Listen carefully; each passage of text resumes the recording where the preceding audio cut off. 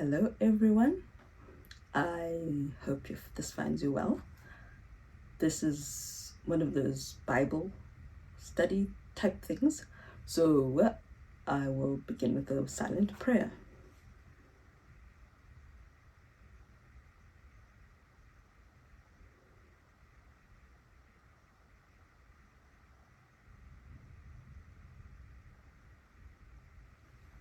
Amen.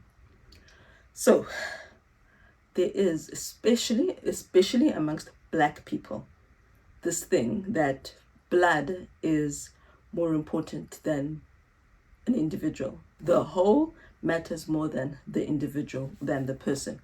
So the impact that the whole has on the person doesn't matter. Who cares? Especially if the impact is created or caused by someone older. So basically, in our culture, you get respect purely because you are older, whether or not you actually deserve the respect and the treatment that comes from those who respect you, from those who are respectful, is another story. I will think of it of this elder. It's always elder saying interesting things. And I used to talk a lot at church, give different testimonies and try and encourage people, thank God for what he's done for me. And one of my points was, be encouraged despite what your family does or says. And this elder then says, yeah, there's nothing wrong with you. I like everything about you, the way you dress, etc. But I don't like that you talk about your parent. This is one of the narcissistic parents.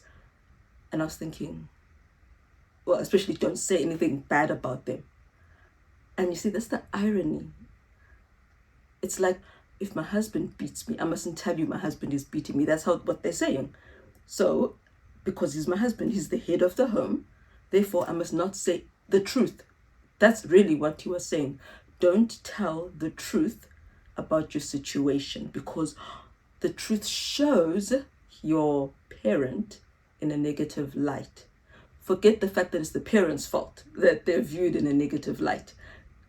Like the husband, if he punches me and I go tell the church that my husband is punching me, the focus should be on the husband, not on me, the one who's telling. And secondly, how will people be encouraged if they don't know that there's someone going through the same situation as they are? I'm aiming this at Seventh-day Adventists. But if you're another type of Christian, you're welcome to listen, but some of it might not make sense. But yes, we are meant to honor and respect our parents if they deserve it. If they are godly, if you read fully The Spirit of Prophecy, Ellen White's writings, you will see that it's not just any type of parent who should be spoiled and coddled and listened to. They should be also following God. And that is why I'm sure that's why Paul said, children, submit to obey your parents, but fathers, don't aggravate them. Don't do anything that will hinder them, anger them, take them away from the Lord. Parents also have a part to play in the relationship. It's not one-sided. Even God tells parents to behave. That's what he tells them. Behave, parents. It goes both ways. And from what I've seen, especially amongst Black people, that's a taboo. We're not allowed to tell the truth about our parents. And darkness thrives in secrecy. Sin loves lurking in the shadows. And the truth will set you free. And so I will continue telling my truth, dear elder, because it's a truth that is real to many other people. Today, I will focus on going no contact. It's been a tough journey for me. Like all abused children, I grew up thinking it was normal. And then when I became older, I thought, okay, it's normal for all Black children, so I shouldn't take it personally. It's not an attack on me. There's nothing wrong with the people. It's just how it is when you're Black. It's in our nature. But then I really started finding God and blood. The people in my family were totally at odds. And it felt like a huge betrayal. As I keep saying this, I love everybody, no matter what their lifestyles are like. And I mean it. I will love you whether you wear a miniskirt or not. That I don't care in that I love you. Of course I care in that I feel like if you want to, I'll give you an example when the caring comes up, or I will mind. I had a young lady, she sent me a photo of herself somewhere in some beautiful botanical garden. The garden was beautiful. There was a mountain in the background. And I said, what lovely scenery. And I was already dressing like this, modestly. She knew that, and she is part of my church. And then she says, oh, typical you. You had to focus on the scenery. Why can't you say something positive? I can't remember the word she used. Compliment, yes. Why can't you compliment me and how I look? And I was thinking, God doesn't want nakedness. God will never compliment nakedness. So why would I? I'd be untrue to myself. So yes, I'll be friends and I will talk and I'll care about you, I'll care about your family, but I won't ever compromise myself in order to keep the peace. That part I will not do. Just like my friends who are different to me, they don't come at me and tell me, oh, you're such an extremist, you're so lame, you shouldn't obey the Bible as much as you do. We both compromise and we are still friends. And we love each other. It's actually possible. But it didn't happen in my family. Narcissistic parents view their children as an extension of themselves. And I've mentioned that before also. I know I keep saying that. So my likes should be the same as my parents' likes. My desires should be the same as my parents' desires. My lifestyle should reflect their lifestyle choices. And when it doesn't, I've betrayed them. And unfortunately, the majority is like them. It's different to me. They're the miniskirt crew, as I would call it. And the miniskirt crew, though I've never said even one word, not even to my own sister. I've never said, hey, do you realize you're naked? I've never actually said anything. I've never corrected anyone. The closest I've ever come was when my one parent was diagnosed with diabetes.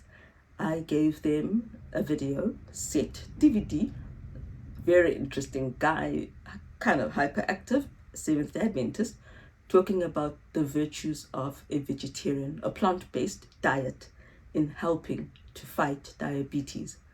That is the closest I've ever come to imposing my lifestyle on someone else because I cared about their health. Eating fried foods, eating fried chicken, when you're diabetic and have heart problems, obviously if I love you, I want you to be healthier and stronger and happier. But otherwise, I've never said to them, you are dressed like a harlot. God might say it, John the Baptist would have said it, but I can't. I've never said it. I've never said, you are an evil liar. I just haven't. Or even, you are a liar. I've never done that. But still, though I've loved, it turned out my love was not reciprocated. I thought it was. I would phone these people. How are you? How are you doing? We visited them, took them grocery because we loved them. And we assumed they loved us too. Yes, we were different. It didn't matter. I just saw family and I just saw people I love and care for and care about. That's all I saw. So yeah, that's who I am. I love anyway.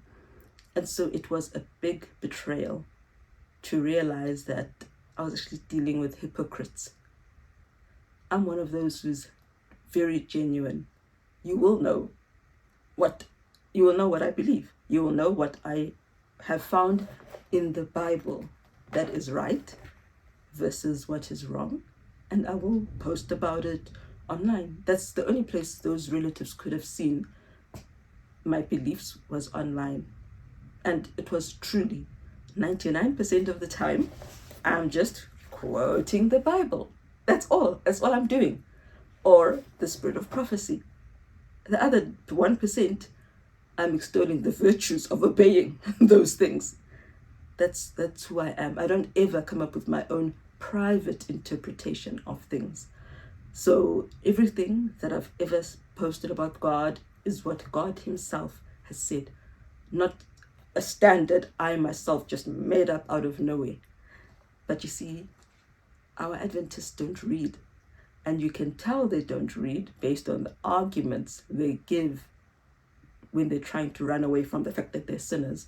That's when you tell, you're not even reading. So I'm not going to bother answering you. Because if we read, then we'd know we're being foolish. We're being foolish in the way we're answering. That's a whole other story about foolishness and assuming we know God when we haven't read his word, and then getting upset at those who do read his word. Because that's actually what it is. It's people who don't love God enough to read his word getting upset that someone else has the nerve to love God enough to read his entire word and want to obey it. Like, seriously, read everything and want to obey it. That's who I am. That's all. But it was a bad thing in their eyes. And so I only found out recently how much they actually, really hate me and despise me. And it just changed everything. Family, according to the world, according to black people, is not family in the same way God views it. I'll give the answer that God gave in Matthew 12. Matthew 12, verse 48 to 50, when he was told that, hey, your mother and your siblings are waiting to see you. What did Jesus himself say? I'll actually go from verse 46, Matthew 12, verse 46. While he yet talked to the people, behold, his mother and his brethren stood without, desiring to speak with him. Then one said unto him, behold, thy mother and thy brethren stand without, desiring to speak with thee. But he answered, Christ answered and said unto him that told him, who is my mother? And who are my brethren? For whosoever shall do the will of my Father which is in heaven, the same is my brother and sister and mother. If you are a Christian, your family are those who do the will of your Father in heaven. And again, they will not know how to do it without reading it first. So if they don't read, then obviously they're not going to be doing. And therefore they're not actually, in God's eyes, who adopted us, who became our fathers, they're not family. Family, in my eyes, is family in God's eyes. Thank God Mary, his mother, and his brothers did convert and do his will. But his point was, family is everybody who loves God and obeys him. So now what are you? If you don't love God and you don't obey him, then you are of your father, the devil. He was a liar from the start. You are a liar. And that's who your father is. And you can't belong to two families.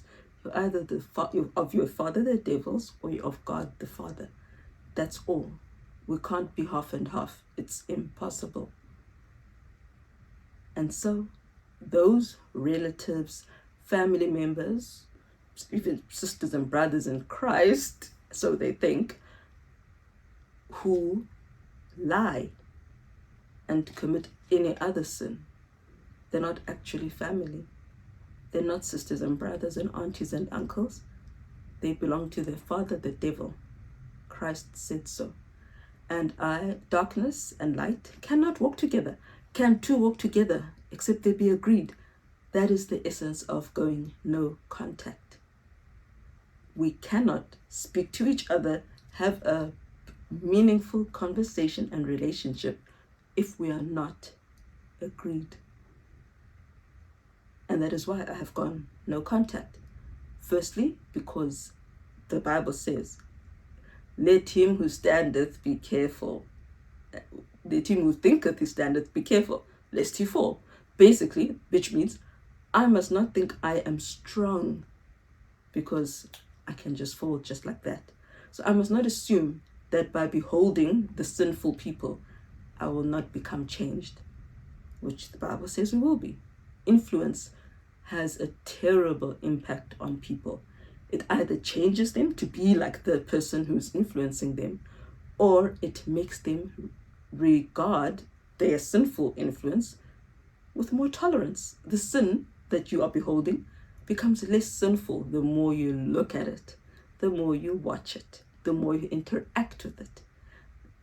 The lines become more blurred, the lines of distinction between those of God the Father and of their father the devil. And so I don't want that. I myself didn't want to be so enthralled with relatives who are very open about their disobedience, in case I also became disobedient like them. God has done so much for me that I cannot fathom letting go of him because of a human relationship, because of a blood relationship. He deserves my all. I owe him my all, not humans. So yes, that is why I went no contact. Secondly, for my children. Until they're at my house, I am responsible for my children. Sorry, my throat has been bad this whole day. I'm not sure what's up with that. I'm responsible for my children. Sorry. And so I am responsible for the influence that comes to my children. And I need to make sure that the influence is good. Deuteronomy 6 tells me that I should be teaching them the law all the time. Basically, all the time. We should be discussing and meditating on God's law and living it and thinking about it. Philippians 4 verse 8. So I cannot then take my children around people who are law breakers. That will influence them in the wrong direction. Satan makes sin look wonderful, enticing. I don't want my children to be enticed until I believe that I've taught them everything I can teach them and that I've introduced them to the God of the Bible. And while they're in my roof, it is my duty to ensure that their atmosphere and their environment is conducive to Christian growth.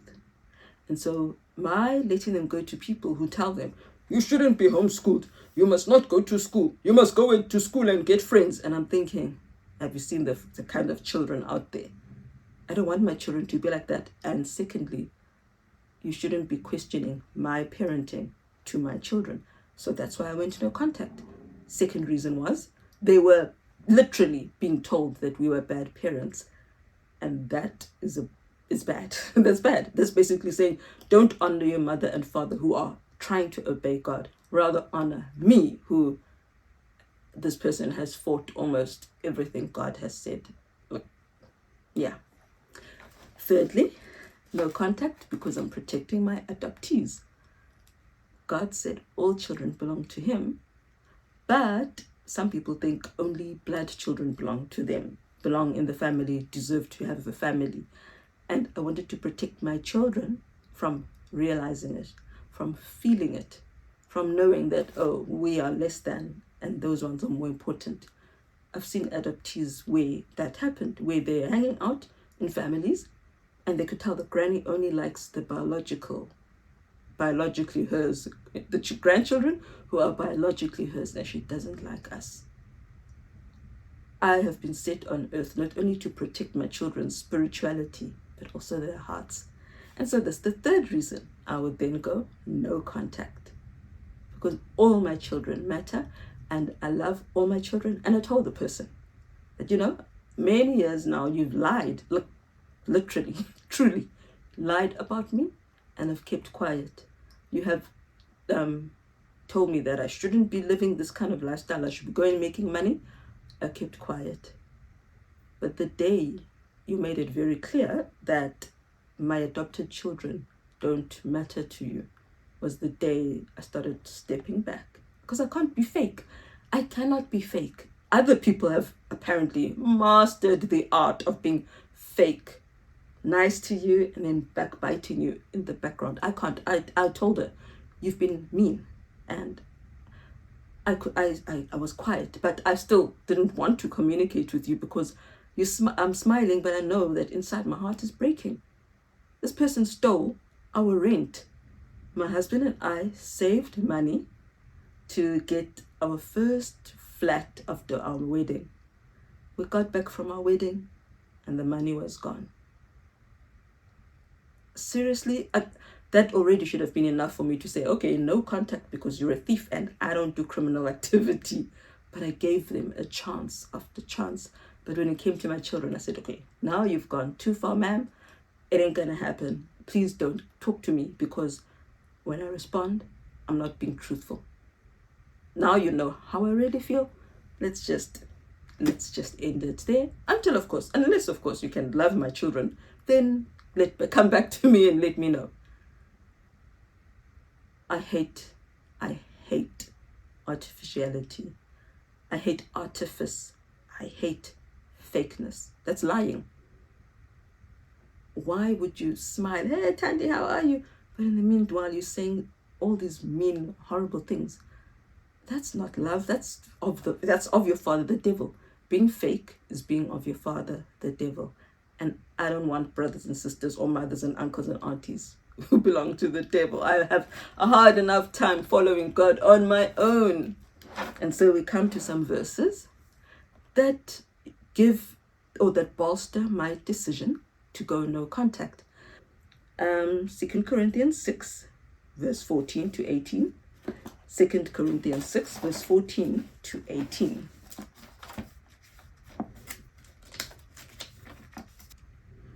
Be ye not unequally yoked with unbelievers. For what fellowship hath righteousness with unrighteousness? And what communion hath light with darkness? I want to end there quickly, stop there quickly. When you're walking with Christ, you're in the light. When you're not walking with Christ, you're walking with the devil, and he lives in darkness. That is the truth. There is no gray. It's either light or dark. And what communion have those? They shouldn't have communion at all. And what concord hath Christ with Belial? Or what part hath he that believeth with an infidel? And what agreement hath the temple of God with idols?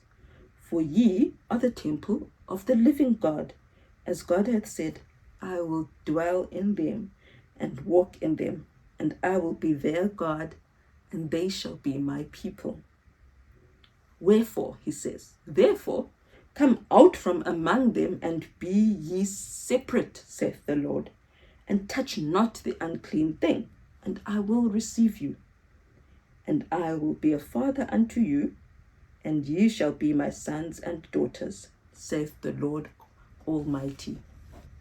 Come out from among them, and be ye separate. You are either of the Lord or of Belial, the devil. There's no middle ground. And it is so hard to be separate from people you have loved for years and years and years. It is also hard to understand the betrayal when you realize that, no, wait a minute, these people are not of Christ. Because I honestly would think, okay, they say they are Christian, they say they are Seventh-day Adventist, so, okay, maybe they're a bit far, they're still wearing their mini skirts, or they're still drinking their alcohol, or whatever silly thing they're doing. But I am hoping that we are all on the same path, they're just further back. But to know that we're on totally different paths, they don't want to come onto the right path, and they hate and backbite you. That is a betrayal that I cannot express. It's almost close to a betrayal of an unfaithful spouse, because you loved that family member with all your heart, despite who they were, what they were. So to know that they weren't giving you the same, it hurts. It hurts. And so to separate yourself from someone you have loved, it's not easy. It's like divorce. People think divorce is an easy option, then you're free. Most divorced people do mourn. They don't just celebrate and then they feel happy generally. If they truly loved the person, they mourn. They need to heal. 1 Corinthians 5, verse 9 to 13. 1 Corinthians 5, verse 9 to 13. I wrote unto you in an epistle, not to company with fornicators. Ooh, what are fornicators? Yet not altogether with the fornicators of this world, or with the covetous, or extortioners, or with idolaters, for then must ye needs go out of the world. So here he's saying, Paul is saying, all right, I told you, don't spend time with fornicators. But of course, I don't mean fornicators, general fornicators, who are of the world, because otherwise you'd have to just leave the world, because the world is sinful. People of the world are sinning. They are fornicating. They are covetous. They are idolaters or idolaters, however you pronounce it. So obviously, in terms of people of the world who don't know better, it is okay for you to keep company with them. They don't know any better. But now I have written unto you not to keep company, if any man that is called a brother be a fornicator, or covetous, or an idolater, or a railer, that is someone who is a reviler, who is verbally abusive.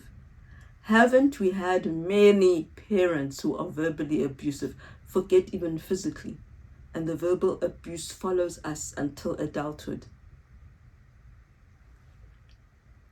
Or a drunkard. We have many Adventists who drink, let's be honest. Or an extortioner. With such an one, no, not to eat. Okay, for what have I to do to judge them also that are without? Do not ye judge them that are within, but them that are without, God judgeth. Therefore, put away from among yourselves that wicked person. The verbally abusive person who will lose their temper and start yelling at you, put them away. Separate yourself from them. And there are so many who are verbally and physically abusive. I've heard voice notes to a relative, I might have actually said it before, who was abandoned. You're not a family member. It was cruel, evil, disgusting. Said about a little baby who had no choice in how she was born, who she was born to, and who she was given to. That is a reviler. And they do many things. Fornicators. How many of us just forgive the adulterous person? Look, we've even nominated or chosen elders who apparently are known to be adulterous. How in the world does a church agree to have an elder who is known to be adulterous? How? I don't understand that. I didn't know it. And if I'd known, I would have objected and said, no, but this person is currently committing adultery. I just found out later when someone said, but I thought you knew because the whole church knew. No, I can't respect someone who can't obey God. Why would I choose them to be a representative of God? Fornicators, that also means unmarried people who are having intercourse. It is a sin. When in our day, the sin was falling pregnant because it was a shame. And we even asked our pastor, because we thought our pastors study the word.